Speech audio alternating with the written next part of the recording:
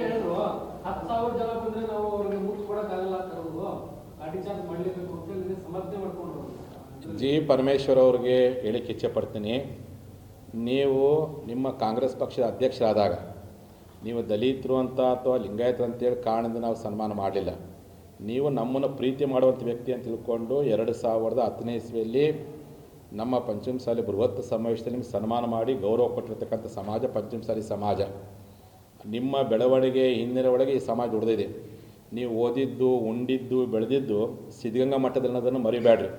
ಸಿದ್ಧಗಂಗಾ ಮಠದ ಅನ್ನ ಉಂಡು ಸಿದ್ಧಗಂಗಾ ಸ್ವಾಮಿಗಳ ಆಶೀರ್ವಾದ ಪಡ್ಕೊಂಡು ಸಿದ್ಧಗಂಗಾ ಮಠದ ಶಿಷ್ಯರ ಮೇಲೆ ಹಲ್ಲೆ ಮಾಡಲಿಕ್ಕೆ ಸಮರ್ಥನೆ ಮಾಡ್ತೀರಂದರೆ ಸಿದ್ಧಗಂಗಾ ಮಠಕ್ಕೆ ದ್ರೋಹ ಮಾಡ್ದಂಗೆ ನೀವು ಗೃಹ ಮಂತ್ರಿಗಳೇ.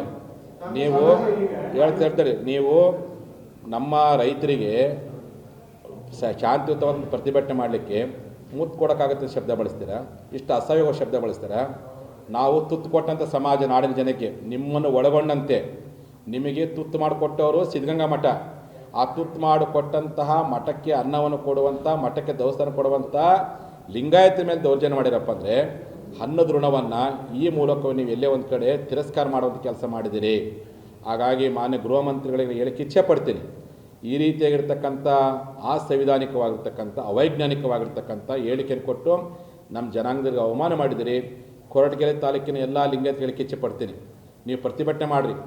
ನಿಮ್ಮಿಂದ ಆಯ್ಕೆಯಾಗಿರ್ತಕ್ಕಂಥ ಒಬ್ಬ ಶಾಸಕ, ಸಿದ್ಧಗಂಗಾ ಮಠದ ಅನ್ನ ಉಂಡು ಬೆಳೆದಿರ್ತಕ್ಕಂಥ ಒಬ್ಬ ಶಾಸಕ ಲಿಂಗಾಯತರ ಮೇಲೆ ಹಲ್ಲೆ ಮಾಡಿದ್ದನ್ನು ಅಧಿವೇಶನದಲ್ಲಿ ಸಮರ್ಥನೆ ಮಾಡ್ತಾನಪ್ಪ ಅಂತಂದರೆ ನಮ್ಮ ಅನ್ನ ಉಂಡದಕ್ಕೆ ಇವನು ದ್ರೋಹ ಮಾಡಿದ್ದಾನೆ, ಮೋಸ ಮಾಡಿದ್ದಾರೆ, ಸಿದ್ಧಗಂಗಾ ಮಠಕ್ಕೆ ದ್ರೋಹ ಮಾಡಿದೆ. ಯಾಕಂದರೆ ಅವರು ಸಿದ್ಧಗಂಗಾ ಮಠದ ಭಕ್ತರು, ಪಂಚಮಸಾಲಿಗಳು ನಮ್ಮವರೇ ಅಲ್ಲ.